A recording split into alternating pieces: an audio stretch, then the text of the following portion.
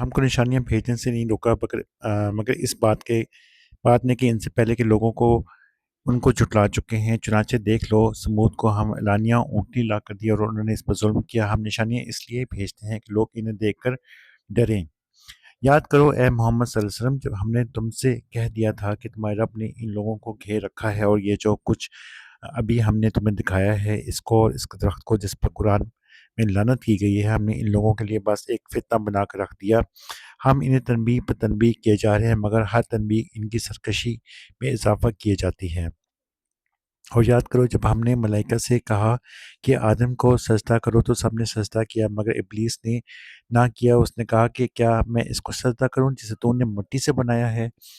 بس پھر وہ بولا، دیکھ تو صحیح، کیا یہ اس قابل تھا کہ تو نے اسے مجھ پر فضیلت دی؟ اگر تو مجھے قیامت کے دن تک مہلت دے تو میں اس کی پوری نسل کی میں کنی کر ڈالوں، بس تھوڑے ہی لوگ مجھ سے بچ سکیں گے۔ اللہ نے فرمایا، اچھا تو جا، ان میں سے جو بھی تیری پیروی کریں تجھ سمیت ان سب کے لیے جہنم ہی بھرپور جزا ہے۔ تو جس کو اپنی دعوت سے پسلا سکتا ہے پسلا لے، ان پر اپنے سوار اور پیادے چڑھا لا، مال اور اولاد میں ان کے ساتھ جا لگا، اور ان کو وعدوں کے جال میں پھانس، اور شیطان کے وعدے ایک دھوکے کے سوا اور کچھ بھی نہیں۔ یقیناً میرے بندوں پر تجھے کوئی اقتدار حاصل نہ ہوگا، اور توکل کے لیے تیرا رب ہی کافی ہے۔ تمہارا حقیقی رب تو وہ ہے جو سمندر میں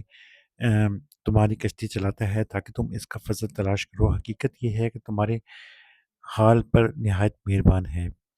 جب سمندر میں تم پر مصیبت آتی ہے تو اس کے ایک کے سوا دوسرے جن کو تم پکارا کرتے ہو وہ سب گم ہو جاتے ہیں، مگر جب وہ تم کو بچا کر خشکی پر پہنچا دیتا ہے تو تم اس سے منہ موڑ جاتے ہو۔ انسان واقعی بڑا ناشکرا ہے۔ اچھا تو کیا تم اس بات سے بالکل بے خوف ہو کر خدا کبھی خشکی پر تم کو زمین میں دھنسا دے یا تم پر پتھراؤ کرنے والی آندھی بھیج دے اور تم اس سے بچنے والا کوئی حمایتی نہ پاؤ؟ کیا تم اس کا کوئی اندیشہ نہیں کہ خدا پھر کسی وقت سمندر میں تم کو لے جائے اور تمہاری ناشکری کے بدلے تم پر سخت طوفانی ہوا بھیج کر تمہیں غرق کر دے، اور تم کو ایسا کوئی نہ ملے جو اسے تمہارے اس انجام کی پوچھ گچھ کر سکے؟ یہ تو ہماری عنایت ہے کہ ہم نے بنی آدم کو بزرگی دی اور انہیں خشکی اور دری میں سواریاں عطا کی، اور ان کو پاکیزہ چیزوں سے رزق دیا، اور بہت سی مخلوقات پر نمایاں فوقیت بخشی۔ پھر خیال کرو اس دن کا جب ہم ہر انسان گروہ کو اس کے پیشوا کے ساتھ بلائیں گے، اور اس وقت جس لوگوں کو ان کے نامہ اعمال سیدھے ہاتھ میں دیا گیا وہ اپنا کارنامہ پڑھیں گے، اور اس پر ذرا برابر ظلم نہ ہوگا۔ اور جو اس دنیا میں اندھا بن کر رہا وہ آخرت میں بھی اندھا ہی رہے گا، بلکہ راستہ پانے والوں میں اندھے سے بھی زیادہ ناکام۔ اے محمد صلی اللہ علیہ وسلم، ان لوگوں سے اس کوشش میں کوئی کسر اٹھا نہ رکھی کہ تمہیں فتنے میں ڈال کر اسے وحی سے پھیر دیں جو ہم نے تمہاری طرف بھیجی ہے، تاکہ تم ہمارے نام پر اپنی طرف سے کوئی بات گھڑو۔ اگر تم ایسا کرتے ہو تو وہ ضرور تمہیں اپنا دوست بنا لیتے، اور بعید نہ تھا کہ ہم تمہیں مضبوط نہ رکھتے تو تم ان کی طرف کچھ نہ کچھ جھک جاتے۔ اگر تم ایسا کرتے ہو تو ہم تمہیں دنیا میں بھی دور عذاب کا مزہ چکھاتے اور آخرت میں بھی دور عذاب کا، پھر تو ہمارے مقابلے میں تم کوئی مددگار نہ پاتے۔ اور یہ لوگ اس بات پر بھی تل رہے ہیں کہ تمہارے قدم اس سرزمین سے اکھاڑ دیں، تمہیں یہاں سے نکال مار کریں، لیکن یہ ایسا کریں گے تو تمہارے بعد یہ خود یہاں کچھ زیادہ دیر نہ سہ سکیں گے۔ ہمارا مستقل طریقہ کار ہے کہ جو ان سب رسولوں کے معاملے میں ہم نے برتا ہے جنہیں تم سے پہلے ہم نے بھیجا تھا، اور ہمارے طریقہ کار میں تم کو کوئی تغیر نہ پاؤ گے۔ نماز قائم کرو زوال آفتاب سے لے کر رات کے اندھیرے تک، اور فجر کے قرآن کا بھی التزام کرو، کیونکہ قرآن فجر مشہود ہوتا ہے، اور رات کو بھی تہجد پڑھو، یہ تمہارے لیے نفل ہے۔ بعید نہیں کہ تمہارا رب تمہیں مقام محمود پر فائز کر دے۔ اور دعا کرو کہ پروردگار مجھ کو جہاں بھی تو لے جا سچائی کے ساتھ لے جا، اور جہاں سے بھی نکال سچائی کے ساتھ نکال، اور اپنی طرف سے ایک اقتدار کو میرا مددگار بنا دے۔ اور اعلان کر دو کہ حق آ گیا ہے اور باطل مٹ گیا، باطل تو مٹنے والا ہی ہے۔ ہم نے اس قرآن کے سلسلہ تنزل میں وہ کچھ نازل کرے ہیں جو ماننے والوں کے لیے تو شفا اور رحمت ہے، مگر ظالموں کے لیے خسارے کے سوا اور کسی چیز میں اضافہ نہیں کرتا۔ انسان کا حال یہ ہے کہ جب ہم اس کو نعمت عطا کرتے ہیں تو وہ اینٹتا ہے اور پیٹھ موڑ لیتا ہے، اور جب ذرا مصیبت سے دوچار ہوتا ہے تو مایوس ہونے لگتا ہے۔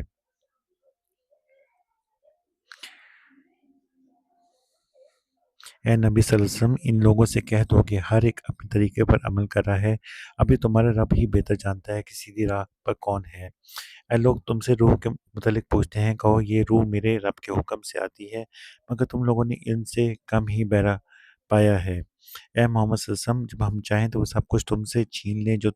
ہم نے وحی کے ذریعے سے تم کو عطا کیا ہے، پھر تم ہمارے مقابلے میں کوئی حمایتی نہ پاؤ گے جو اسے واپس دلا سکے۔ یہ تو جو کچھ تمہیں ملا ہے تمہارے رب کی رحمت سے ملا ہے، حقیقت یہ ہے کہ اس کا فضل تم پر بہت بڑا ہے۔ کہہ دو کہ اگر انسان اور جن سب کے سب مل کر بھی اس قرآن جیسی کوئی چیز لانے کی کوشش کریں تو نہ لا سکیں گے، چاہے وہ ایک دوسرے کے مددگار ہی کیوں نہ ہوں۔ مگر ہم نے اس قرآن میں لوگوں کو طرح طرح سے سمجھایا، مگر اکثر انکار ہی پر جمے رہے، اور انہوں نے کہا کہ ہم تیری بات نہ مانیں گے جب تک کہ تم ہمارے لیے زمین کو پھاڑ کر ایک چشمہ جاری نہ کر دے، تو اے یا تیرے لیے کھجوروں اور انگوروں کا ایک باغ پیدا ہو اور تو اس میں نہریں روا کر دے، یا تو آسمانوں کو ٹکڑے ٹکڑے کر کے ہمارے اوپر گرا دے جیسا کہ تیرا دعویٰ ہے، یا خدا اور فرشتوں کو دور دور روبرو ہمارے سامنے لے آئے، یا تیرے لیے سونے کا ایک گڑھا بن جائے، ایک گھر بن جائے، یا تو آسمانوں پر چڑھ جائے، اور تیرے چڑھنے کا بھی ہم یقین نہ کریں گے جب تک تو ہمارے اوپر ایک ایسی تحریر نہ اتار لائے جسے ہم پڑھیں کہ اے محمد صلی اللہ علیہ وسلم ان سے کہو، پاک ہے میرا پروردگار، کیا میں ایک پیغام لانے والے انسان کے سوا اور کچھ ہوں؟ لوگوں کے سامنے جب کبھی ہدایت آئی تو اس پر ایمان لانے سے اس کو چیز نے نہیں روکا، مگر ان کی اس قول نے کہ اللہ نے بشر کو پیغمبر بنا کر بھیج دیا۔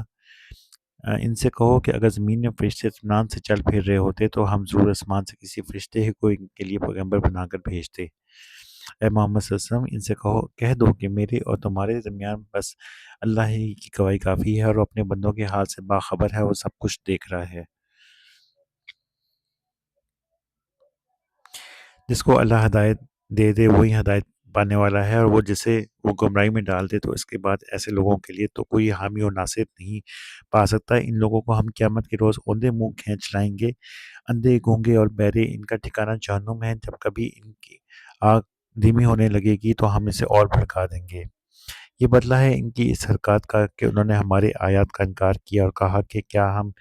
صرف ہڈیاں اور خاک ہو کر رہ جائیں گے تو نئے سرے سے ہم کو پیدا کر کے اٹھا کھڑا کیا جائے گا۔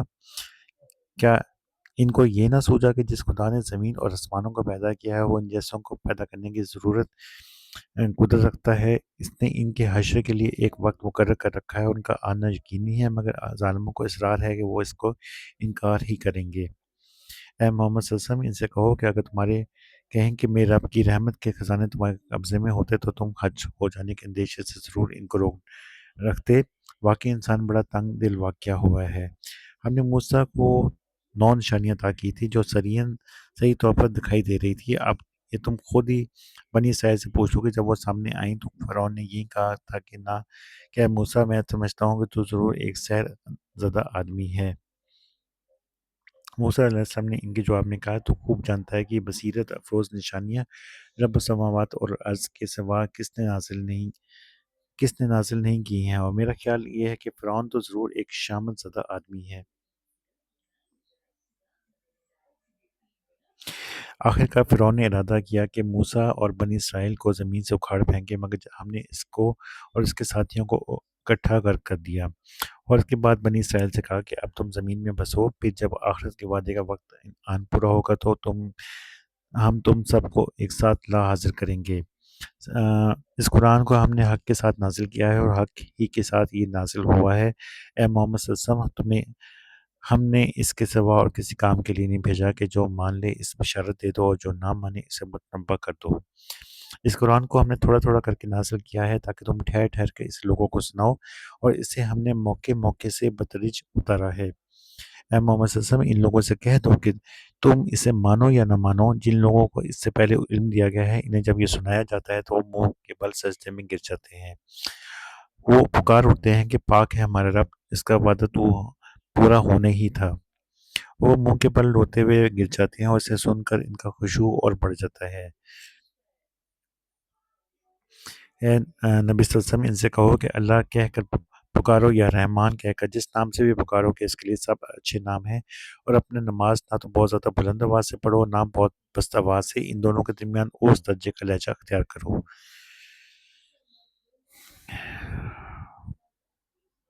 اور کیا ہو اللہ تعریف ہے اس خدا کے لیے جس نے نہ کسی کو بیٹا بنایا، نہ کسی کوئی بادشاہ اس کا شریک ہے، نہ وہ عاجز ہے، اور کوئی اس کا پشتیان ہو، اور اس کے بڑائی بیان کرو، کمال درجے کی بڑائی۔